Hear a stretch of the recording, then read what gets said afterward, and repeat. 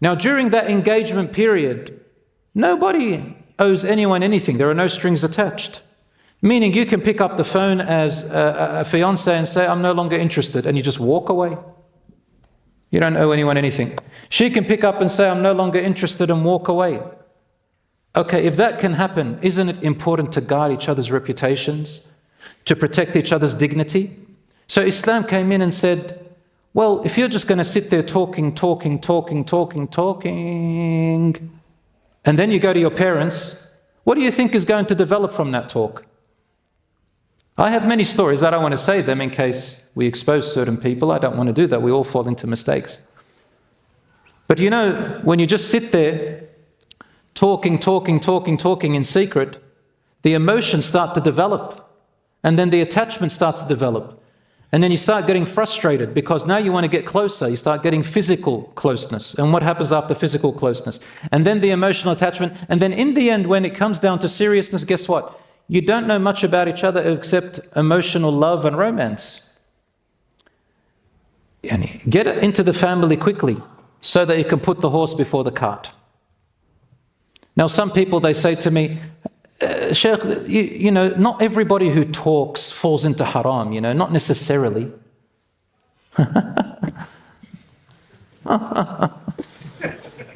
I think the best answer I can give to that is this. Those who know won't say, and those who say don't know. I took that line from Malcolm X, by the way. Those who know don't say, and those who say don't know. Yes, not every single person is going to fall into haram, but guess what? The majority are, if you keep it long enough. Some people will come up and say, what's wrong with a bit of hanky-panky? Just go and pray and repent. Khalas, Allah forgives everything. Oh, really? You want to do hanky-panky? And then you start crying later on. Some people might say, it's love. Just love each other. Why can't we get to explore? Habibi, in Islam, we don't have try before you buy. We don't have this. No. Our girls and our boys, especially our girls, are more precious than your mind can imagine. They're precious in every way, shape or form.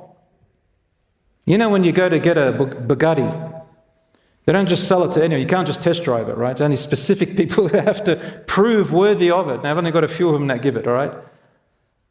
Our girls are more precious than the universe.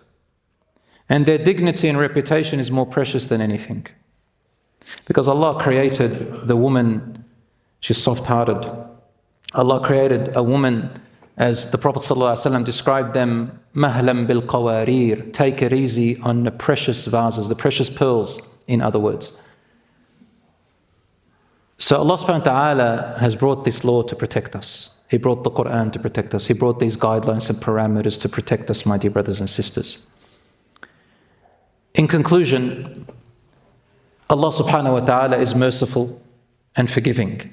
If anybody has fallen prey and enslaved to their desires and temptations, Allah subhanahu wa ta'ala says, Tubu ilallah.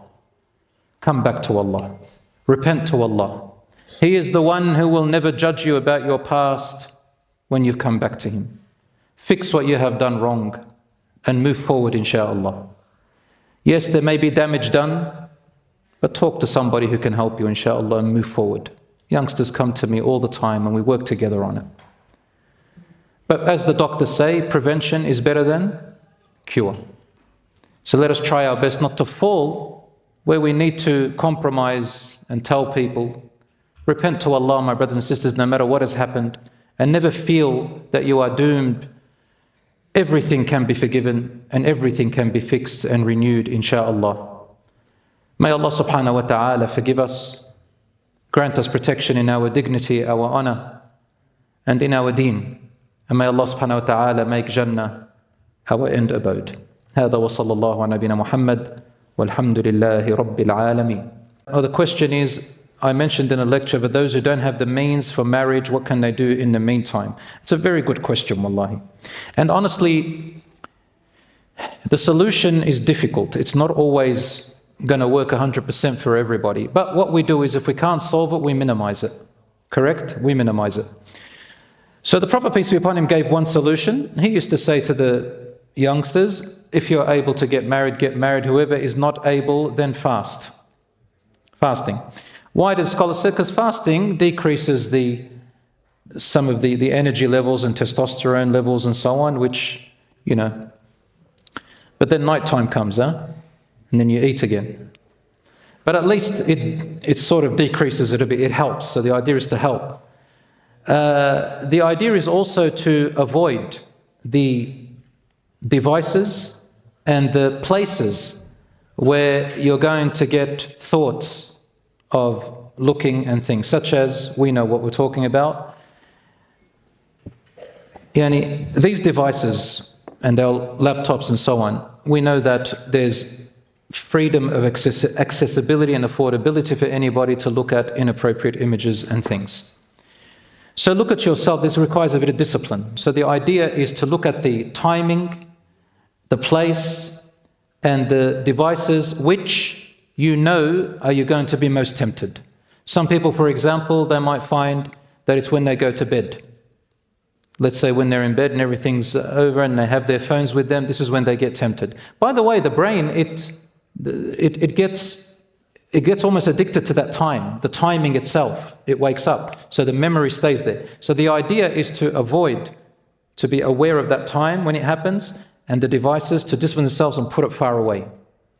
If you can do that, that's another help, inshallah.